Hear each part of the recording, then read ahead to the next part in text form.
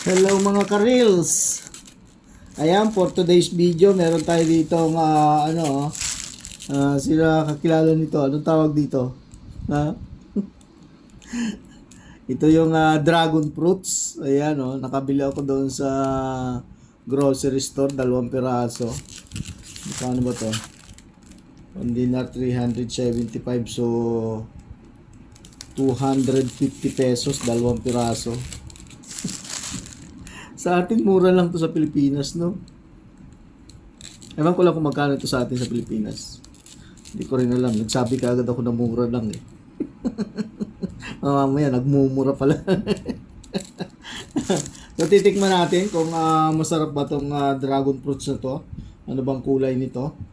Matagal-tagal na akong hindi nakakain nito eh. Tingnan natin kung anong kulay. Uy!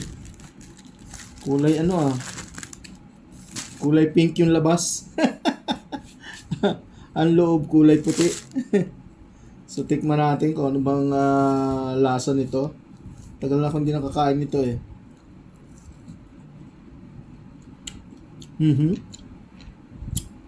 Masarap. Matamis.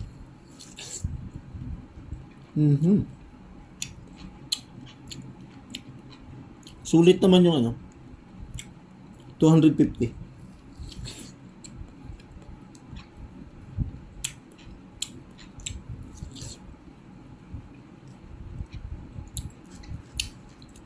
Masarap to gawin yung juice.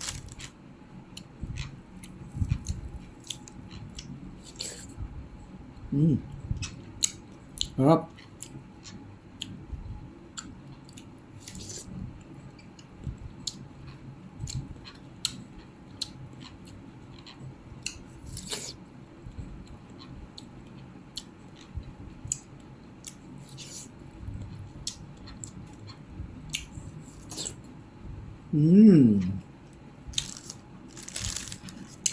Yummy.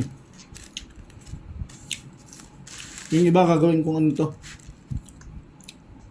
Ihalo ko to sa mixed fruits.